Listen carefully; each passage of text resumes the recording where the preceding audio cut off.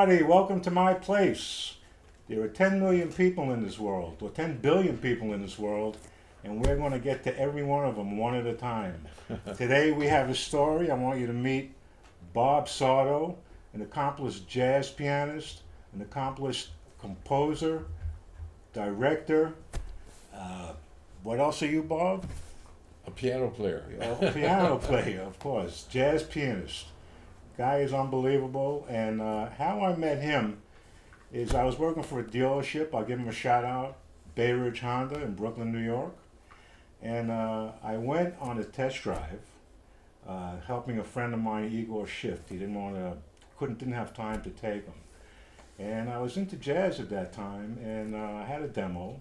He sat in my front seat, and his girlfriend at the time, Diane Gourmet, who was artistic director of Steps, Uptown Manhattan, which was the call was for, sat in the back.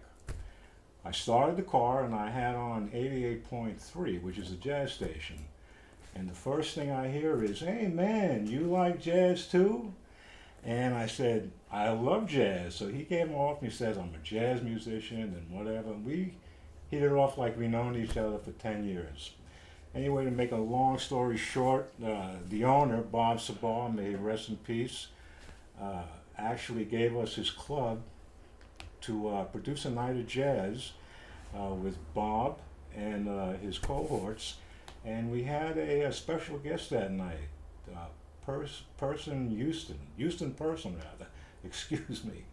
And it was an honor to have all of these guys. The musicians were just unbelievable. And I'd like you to meet Bob Sardo. Bob, say hello to everybody. Hey everybody, what's happening? How have you been, brother? Alive and bitching. Yeah, well, right now, Bob, by the way, Bob is working at Alvin Ailey. He's accompanying the dancers, and how they do that is I'd like you to explain how that works.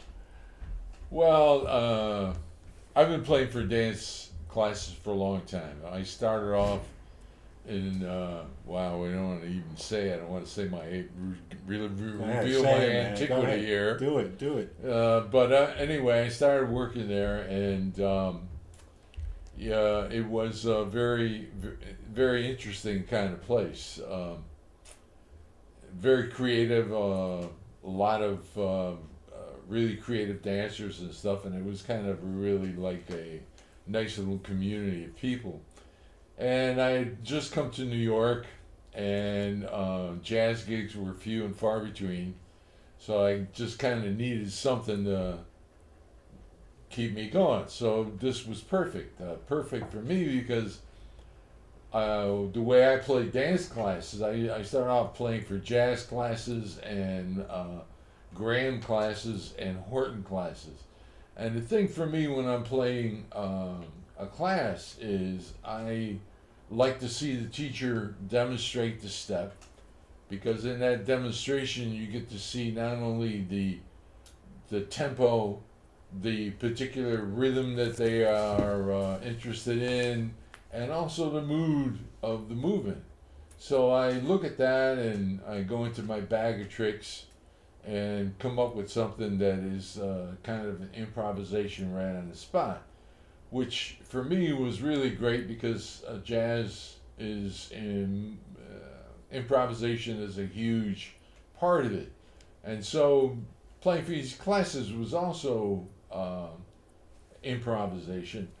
But the beauty of it was that in jazz, there's one kind of improvisation, like taking an old standard and maybe writing a new melody to that on top of that standard, or just improvising on the basis of that standard, and in a very jazzy and funky and swinging kind of way.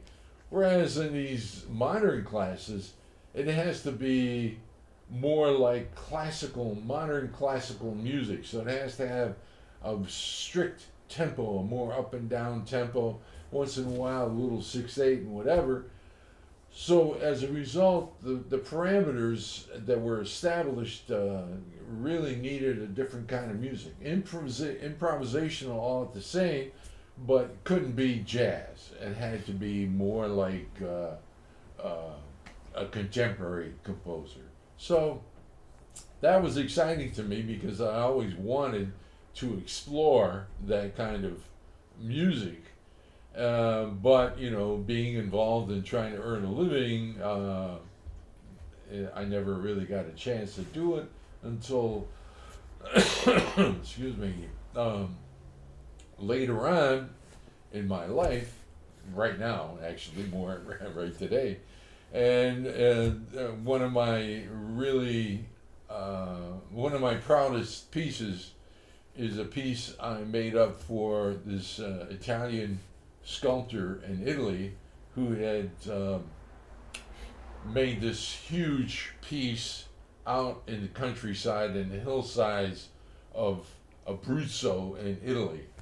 And he wanted some music to go along with the sculpture, so that because it's really big and you could walk on it and stuff. So he wanted to have some music while people were there participating in the sculpture, more of an interactive kind of situation. So I ended up writing a piece that was a combination of choir and electronics, and it's really one of the pieces that I'm most happy about. I've also made contemporary music for various dancers that I played on the piano, or me and a percussionist played and stuff, and made up some music for that. But this particular piece, to me, is so far, in my opinion, the best thing I've done so far. Well, you're working at Albanelli now? No, not really. I work in the summertime for Ailey Summer Camps, which is an outreach program that they have for inner city Well, you had previously children. worked with Albanelli, Albanelli. Yeah, well, that's when I got my start at Albanelli when he was still alive. And Well, how was it to work with him? Well, Because he's a institution. He's a giant. He's a giant. No, he is definitely a giant. A giant that I didn't particularly recognize when I was there because I was more interested in my own work. But in retrospect, and going to Ailey concerts, his pieces compared to everyone else's, no comparison. Well, did you have any personal interaction with him? Oh yeah. Yeah, he. Excuse me again. You want some water? No, I'm all right. Oh, you sure? I'm cool. Yeah, I know you are. No, he used to come around a lot. His office was on the top floor, and one of my classes was on the top floor, and he used to pop in. I used to go into his office, sit around and talk and stuff. And he even asked me towards much later on. He even asked me to for some of my music that he was looking for music to choreograph to. And he did, as you probably know, a lot of choreography to jazz, blues, gospel. Duke Ellington. Well, he was a genius in his own right, man. Oh yeah. It So was crazy. So he was a great guy. I mean, when you see him on right now, I mean, he has a bunch of interviews that he recorded, and he's very serious and very pompous. But in real life, he was a jokester. I mean, he's playful, messing around with you all the time. You know what I mean? He was a really regular guy. You know. That's very cool. But then, besides doing this stuff, have you ever toured with anybody? It doesn't have to be jazz. It could be any kind of different kind of music. Have you done any touring? Yeah, I did a European tour with Eddie Kendricks and the Temptations. Oh, Yeah. that got to be cool too, man. Come on, you got to tell us about that shit. Something must have happened there. It was interesting. Let me just say that because it was now Eddie Kendricks and Big Eddie Kendricks, and then it would be in small print, formerly of the Temptations, you know what I mean?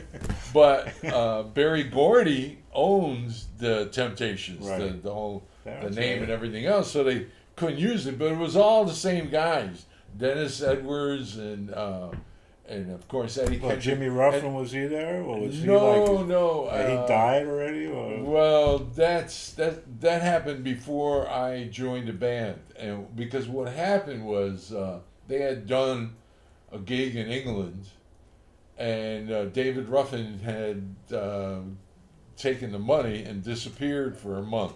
Get out. Yeah, he went on a On a binge, one of his he binges. went on a huh? binge. Oh my God. While I was and so like the band had had enough, and they all quit. So David Ruffin, he kind of took off with the money. He's on his binge again, like you see Yeah. in the movie. Every time I see that movie, and these guys were great. I Oh, mean, yeah. they were unbelievable, man.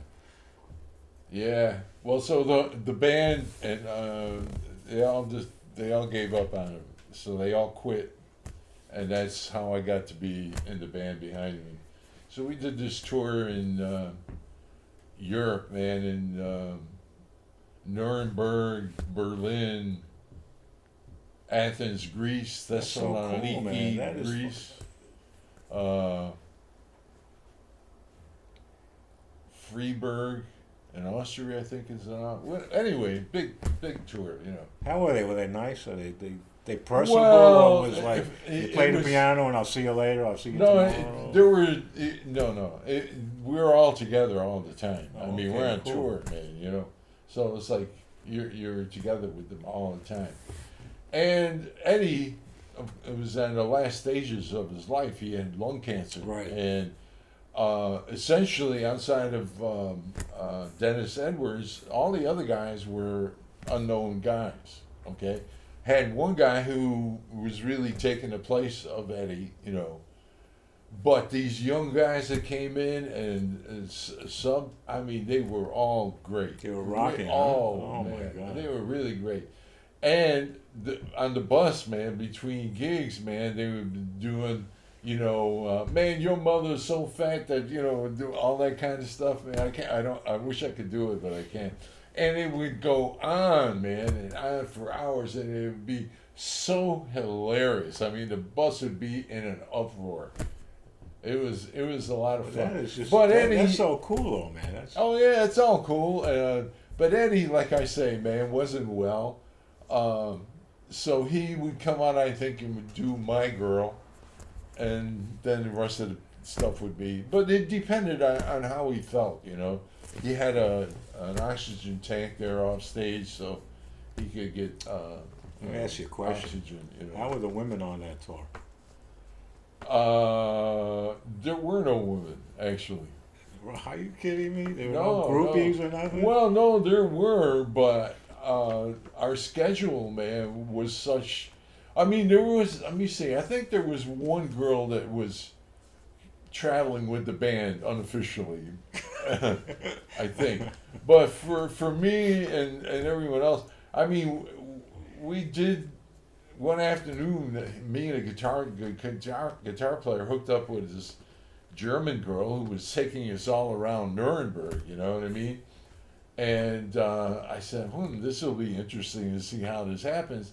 So she comes to the gig and acts like she doesn't know us because she's with her boyfriend. Oh, you okay. know? All right, well, what the hell? Anyway, I want to get back to where, like, your roots.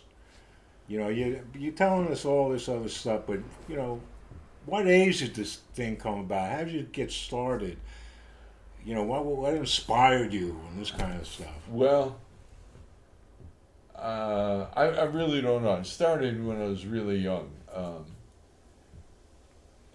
Being first Come from a generation. musical family. Yeah, well, my family were all Italian immigrants. I was the first generation American.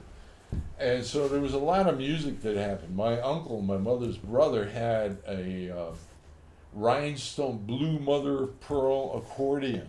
I played the accordion for 5 years. All right. My teacher was an Italian guy, Mr. Iolano.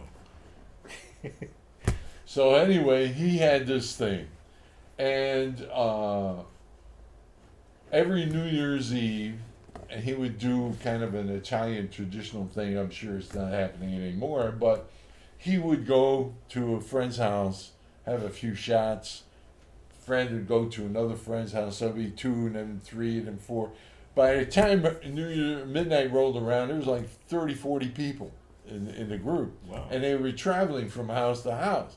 The last house was my house, my mother's house. Wow. You know, so he's in there with this mother of pearl rhinestone accordion, and everyone's singing all these songs, and it's like, you know, really great vibe. And you know, it really made an impression on me.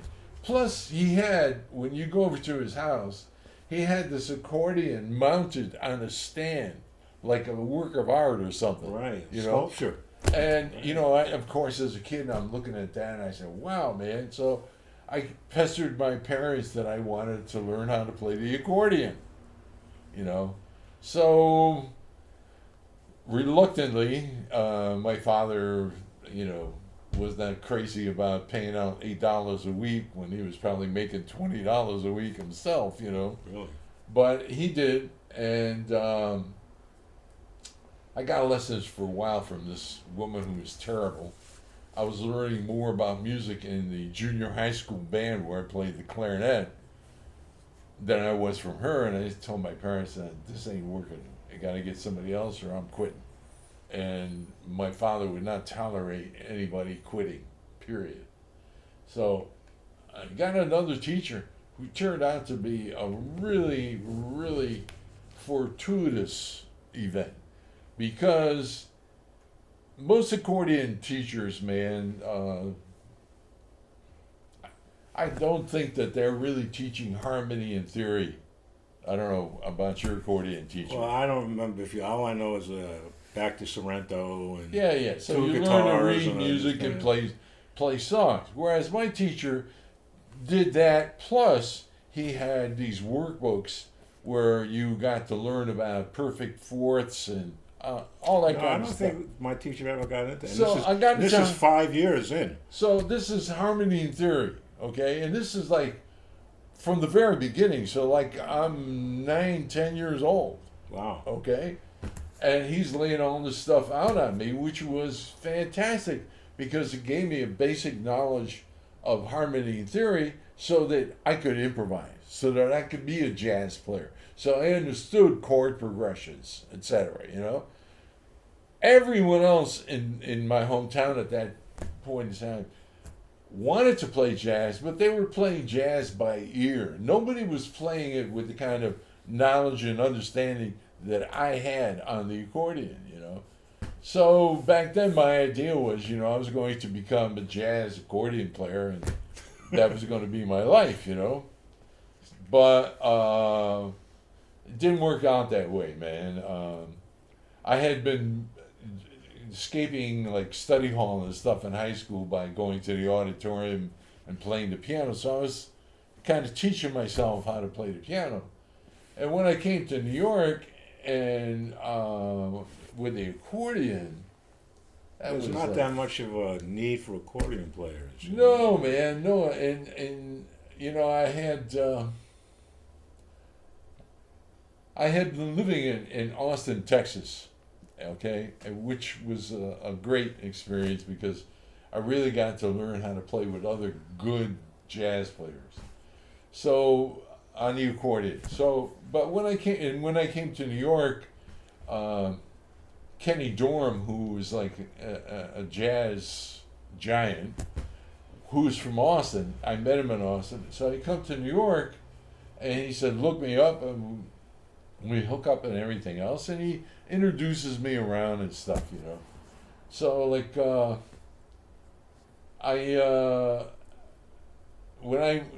he hooked me up at there used to be this club called Slugs, and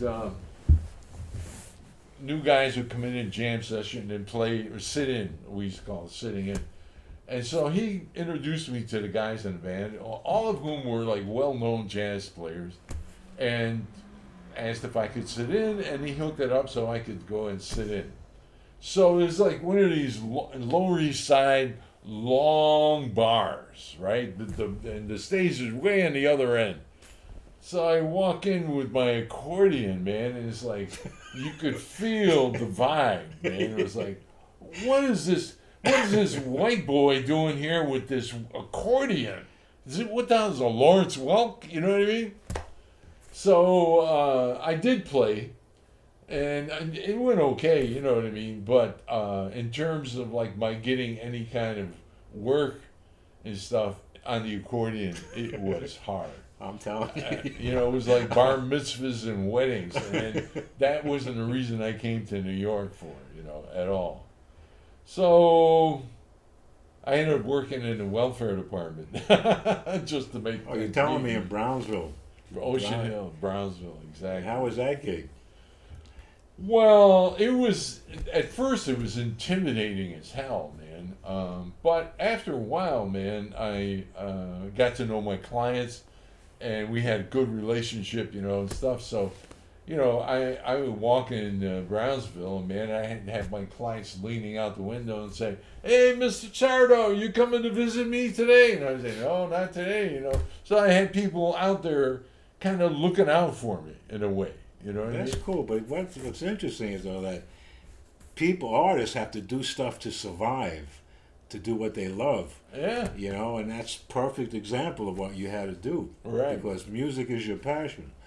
Yeah, I mean, I can't tell you, in my opinion, that playing some of these, what they call club dates, you know, weddings or in these catering houses, it is so demeaning. I'm sorry, man. You know, like you're hauling in equipment and you got to go back to the back door and you got to climb up 3 flights of stairs. And I mean, Pays the bills though. mean, I know it pays the bills, you gotta but it's eat. like You gotta pay the bill. You gotta eat.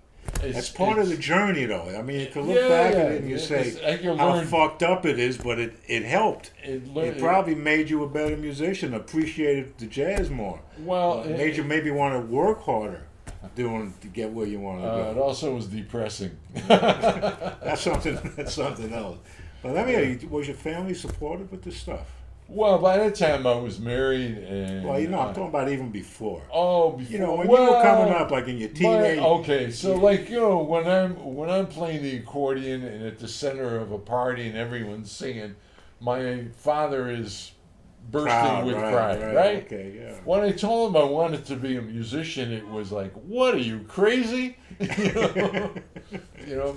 But you know, I have to give my father a lot of credit, man. He insisted that I go to college and get a college degree, which didn't particularly help me playing jazz, but it certainly helped me in becoming a better person. Now, I want to ask you. Right now, by the way, you're getting to do a show upstate that you do every year. Am I correct? Yeah. And right now, you're composing stuff and you're arranging stuff. I've always been amazed. Like I hear like classical music, and I hear these guys like do the piano, and then all of a sudden they're writing for the viola and the violin and the oboe.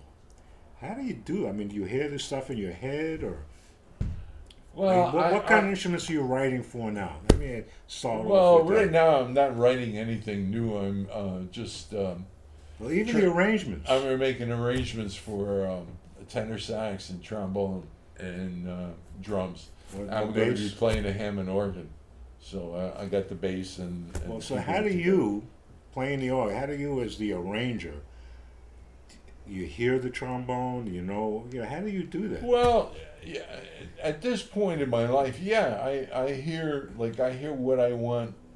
Like for instance, if I want the horns to play a background thing, I got the background thing in my head already, and I just have to figure out what the notes are and write them down. A lot of times, like when I did this piece for this Italian sculptor in Italy, man, it was like completely a computer job. You know, I had there's a program called for choir, you know, and I'm playing the choir part, and then the electronics come in, and it's like it's all. I mean, it's another way of composition, and it's also kind of process of discovery. You know, You're doing a jazz thing, so when you're arranging, say, for the trombone or the sax, they're not going to follow you note for note. Are you giving them a general idea of where you want the flow to go? Where do you allow them to go off on their own little tangent and, you know, improvise a little bit? Well, I'm really a fan of what we used to call instant arrangements. Okay, and those would be arrangements that the band made up on stage at the moment. Right. Okay. And I like that. The problem is you got to be playing with some guys for a while, or having the right guys, or you have all this intuitive communication going on where that can work. But in this situation, this concert in Binghamton, me and the drummer are in New York City, the saxophone player and the trombone player are in upstate New York. Right. Okay. So I can't count on them intuitively joining me and the drummer, you know. So they're going to be playing like what you write down. They're going to. Yeah, so I'm writing out the music. I'm writing out the tunes. I'm writing out the parts. I'm writing out the harmonies. In some instances, I'm writing out accompaniment to the organ solo. So the organ playing the solo, and be the horns in the background playing some. I think it's background. amazing. I really do. I'm just like amazed at this stuff. When is the date? When is it going to be? What? What date is it? Oh, it's November 14th. Up in Binghamton. Yeah, Binghamton. You're going to have being sold out, you think? You're going to. Well, I really don't know, you know. I left Binghamton, 70 years ago, 80 Well, that's years, where you're from. 50 years ago. Yeah. So the town has changed. When I was there, jazz was struggling. Now they got Binghamton University, and one of the guys who was head of the music department that is of my era, really was kind of a jazz impresario, and is brought jazz out in to a degree that I'm shocked. There's a trombone player that lives there, man, who's excellent. Saxophone player who's also excellent, you know. So they have a situation where they do a concert every once. I think it's every month on a Monday evening. I think it's once a month. Maybe it's every week. No, but I think it's once a month. And they bring bands from all over upstate New York and northern Pennsylvania. Well, jazz or all kind of Jazz. venues? No, jazz. Just jazz. Wow. Yeah. So they have some subsidies support. I don't know exactly what it is, but the saxophone player is now the jazz impresario of that area. He's taken over from this other guy, and he's got this all set up because initially I wanted to put it in a theater. There's a little theater in Binghamton called the No Theater that is a really nice little theater, you know. And I wanted to do it in there because I wanted a concert-like setting to do this. Right. But sax players got all this stuff already organized, so, you know. Well, I remember that, first of all, this setup you see behind us is what we created when we were producing him and his band, his jazz band. We used to hang this up in front of, around the restaurant. Do you remember that? Yeah, I do. And I'll never forget we were doing this Russian restaurant in Sheepshead Bay. Yeah. And it was on the second floor. And let me tell you something. These guys were just so fantastic that the people that were cooking and washing the dishes stopped what they were doing to come out and listen to these guys. That's how good they were. It was just, I mean, I was just so proud of these guys. It was unbelievable, really. It was just a great concert. Yeah, that was a good gig. Yeah. And you know the job at Rio, Club Rio, is that what the name of it? We're in Bay Ridge. Bay Ridge, right. That's what my ex-boss, Bob Sardo, used to own that club. So my son-in-law copped the poster that you guys made. Really? I Yeah. was wondering what happened to that thing. Now I finally know what So happened he to it. framed it, man. How's it look? And it's hanging up in my my living room. Good. How's it look? Say, was that? It's club. How does it say? Club Rio has HAZZ Jazz. Yeah. And then We designed that. That was a great show too, man. When Yeah, Houston Person came out, I didn't even know who he was, to tell you the Yeah. truth. And all of a sudden, people going, "Oh my God, Houston Person," and I realized who this guy was. He played at the Kennedy Center in Oh, Washington. This guy's he's a big deal. a very big Yeah. deal. I was so surprised. And the bass player was playing in Curtis's band. Really. Yeah, that's how he. I remember the drummer. The guys were terrific. Oh, yeah. They were great, man. They Yeah, were it's- great. well, that's the beauty of being in New York. I mean, it's not to say there are not great musicians all over the world, in every town and city in America, but you come to New York, man, and you're going to meet really, really good players. When I was young, I saw Gene Krupa at the Metropole. Oh, the Metropole. And that's how far back I'm going. And just to watch this guy on the drums, it was, oh my God, it was watching this stuff in person. Like when I was a limo driver, I never really saw a classical concert. I was driving Leonard Bernstein at the time, and he took me up to Connecticut, and he was conducting this beautiful Philharmonic up in Connecticut. Took me to the green room. I watched the show, and to watch these guys play this symphony, it blows you away. You know, people go, it's garbage or whatever. They don't understand it. But even ballet, when I was a limo driver again, the first ballet I saw, my customer would say, "Come on in," and you watch these guys perform, and they're athletes. Oh, It's yeah. just incredible what they do. Extraordinary athletes. Absolutely. And with the musicians, they're doing this Philharmonic. It was unbelievable. The Yeah. music, it blew you away. It just takes you on a trip. Well, you know, even more phenomenal than classical orchestra playing Bach or Beethoven or Mozart or whatever are these contemporary composers.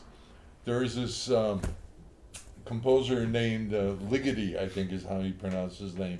Or if you want to pronounce it like an Italian, it's Ligeti. But I think he's Hungarian, so I think it's Ligeti. Anyway, he wrote a piece Last called... name is Split. Huh? Last name is Split. Liggity Split. Liggity Flip? Liggity Split.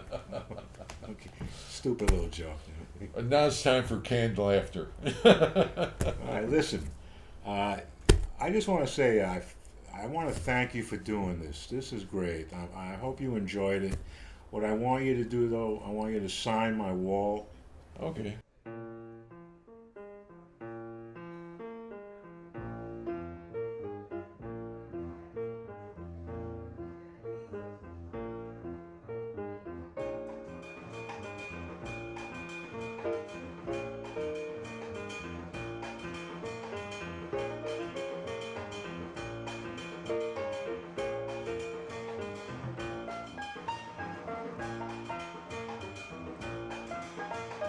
I want to thank you for being at my place. I want to thank Bob Sardo, Maestro. Again, if you ever want to come down, give me a buzz on my place. Tell your story. Let me show what you got. And I just want to thank Goody's Granola for sponsoring this. I'm Goody. This is my granola. It's the snack you didn't know that you were waiting for. Give it a shot. Help support us so we can support you guys. Peace out. Later, brother. Bob, I love you, brother. You too.